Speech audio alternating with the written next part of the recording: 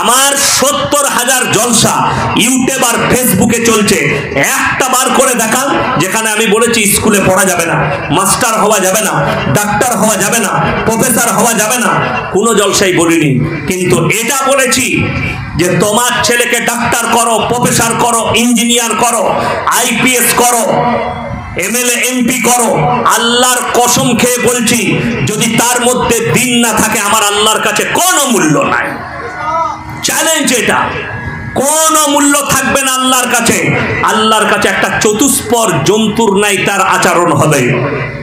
মাথায় রাখবেন আমাদের সমাজের ভাইয়েরা, আপনারা বলুন তো 5 ওয়াক্তের নামাজ ফরজ না ফরজ নয়? যদি 5 ওয়াক্তের নামাজ ফরজ হয়, হাইরে মুসলমান, বাবরি মসজিদ ভেঙে গেছে, ফেসবুক আর ইউটিউবে মুসলমান যুবকরা টুইট করছে, আমাদের বুক ফাটা বেদনা, বাবরি মসজিদ ভেঙে গেছে। হে মুসলমান যুবক, তুমি কাঁদছো বাবরি মসজিদের জন্য, আর তোমার গ্রামের মসজিদ কাঁদছে তোমার জন্য, তুমি জীবনে নামাজ পড়তে যাও না। কত দুঃখ লাগে, কত বেদনা লাগে। আরে নিজের মসজিদে আগে নামাজ পড়, তারপরে বাবরির লেগে কাঁদবি। তুমি তো নামাজই পড়ো না। আজকে ভেবে দেখুন, হাইরে মুসলমান, কেন্দ্রে একটা বিল পাস হতে চলেছে, সেই বিলটার নাম হচ্ছে ওয়াকফ বিল, যেটা মুসলমানদের কাছে যে সম্পত্তি ভারতে আছে, 1 নম্বর সম্পত্তি হচ্ছে রেলওয়ে, 2 নম্বর হচ্ছে ডিফেন্স মিলিটারি, 3 নম্বর হচ্ছে ওয়াকফ সম্পত্তি। এই ওয়াকফ সম্পত্তিকে হস্তক্ষেপ করতে চলেছে সরকার, আইন পাস করতে পারেনি, পার্লামেন্টে ঝামেলা হয়েছে। আরে কে ওটা? মুসলমানদের ভোট নেওয়া হচ্ছে ভারতবর্ষ জুড়ে। আপনারা বলুন, ভারতে 30 কোটি মুসলমান আছে, এই 30 কোটি মুসলমানের মধ্যে আপনারা ইমানদারির সঙ্গে বলবেন, বর্তমান সময়ে এই যুগে প্রত্যেকটা মুসলমান বাড়ি, প্রত্যেকটা বাড়িতে কমপক্ষে 2টো করে মোবাইল আছে। ঠিক বললাম না ভুল বললাম? যদি 2টো করে মোবাইল থাকে, আমি একটা ক্যান্সেল করলাম, 30 কোটি মুসলমান থাকলে 30 কোটি মোবাইল থাকবে, 30 কোটি ভোট পড়তো। বড় দুঃখের বিষয়, 4 থেকে 4.5 লাখ ভোট পড়েছে। ভেবে দেখুন বাকি ভোটগুলো গেল কোথায়? বাকি ভোট গেল কোথায়? তারা কি দেখে না? তার মানে হচ্ছে এরা নামাজও পড়ে আর মোবাইলকে মিস ইউজ করে, এরা রোজাও রাখে, অথচ এদের মধ্যে দিন বলতে কিছু নাই। আপনারা কি ভেবেছেন এই দায়টা শুধু আলেমদের? না, এই দায় শুধু আলেমদের নয়।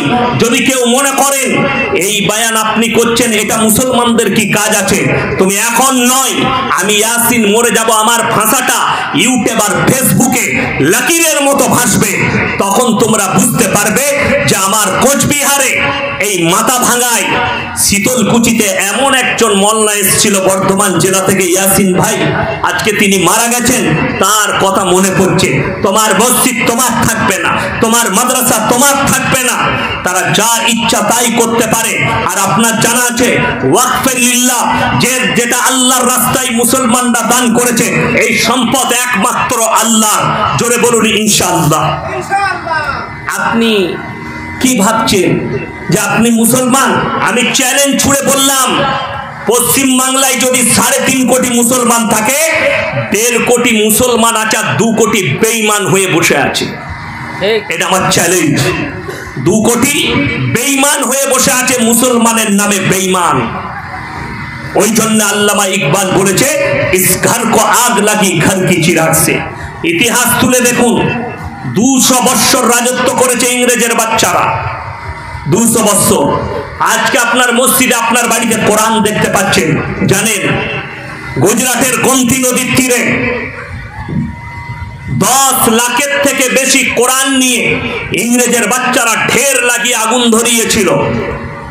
শাহ আব্দুল আজিজ মুহাদ্দিস দেহলভী রহমতুল্লাহ আলাইহি তিনি বললেন, এই ইংরেজের বাচ্চারা শোনো, তোমরা যদি মনে করো এই 10 লাখ কোরআনকে জ্বালিয়ে ইসলামকে মিটিয়ে দেবো, তোমরা যদি মনে করো ভারতবর্ষের 1 কোটি কোরআনকে জ্বালিয়ে ইসলামকে মিটিয়ে দেবো, তো আল্লাহর কসম তোমরা ভুল পথে আছো। কেন জানো? তাদের কর্নেল জিজ্ঞেস করলে কেন? বলে কোরআনে একটা শব্দ আছে, ইন্না নাহনু নাযালনা যিকরা ওয়া ইন্না লাহুল হাফিজুন। এই কোরআনকে আমি আল্লাহ অবতীর্ণ করেছি, এই কোরআনের হেফাজতের দায়িত্ব আমি আল্লাহ নিজে নিয়েছি। জোরে বলুন সুবহানাল্লাহ। শুধু তাই নয়, কোরআনটা হেফাজত কোথায় করেছেন? আপনার বাড়ির আলমারিতে জুজদানে লেপটিয়ে রেখেছেন, ওইখানে নয়, কাগজের মধ্যে নয়। হাদিসে আছে কিয়ামতের পূর্বে আয়াতগুলো তুলে নেওয়া হবে, কোরআনের কাগজগুলো সাদা হয়ে যাবে। আল্লাহ যেদিনে তুলবেন ইলমকে, ওই পৃষ্ঠাগুলো সব সাদা হয়ে যাবে, আয়াতগুলো আর একটাও থাকবে না। চলুন, আল্লাহ কোথায় হেফাজত করলেন? একটা মাদ্রাসার তালবে ইলম, একটা হাফিজে কোরআনকে দাঁড় করান, 30 পারা কোরআন একটা হাফিজে কোরআনের সিনেতে আল্লাহ গেঁথে দিয়েছেন। জোরে একবার বলুন সুবহানাল্লাহ। সব কোরআনকে জ্বালিয়ে দাও, আল্লাহর কসম, একটা হাফিজে কোরআন যদি জিন্দা থাকে 100 কোটি কোরআন ছেপে চলে আসবে। জোরে একবার বলুন নারায়ে তাকবীর। আপনারা খেয়েছেন রাত্রে কিছু? আমি তো এখনো ভালো করে ঘুম হয়নি। আমার গলার আওয়াজ বুঝতে পারছেন? নারায়ে তাকবীর। আপনি কোরআনের প্রতি মহব্বত নিয়ে আসুন।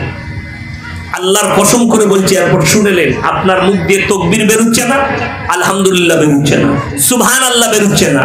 আল্লাহর কসম খেয়ে বলে যাচ্ছি, গোটা পৃথিবীর লোক যদি আল্লাহকে সিজদা না করে, গোটা পৃথিবীর মানুষ যদি আল্লাহকে না ডাকে, আমার আল্লাহর এতটুকু যায় আসে না।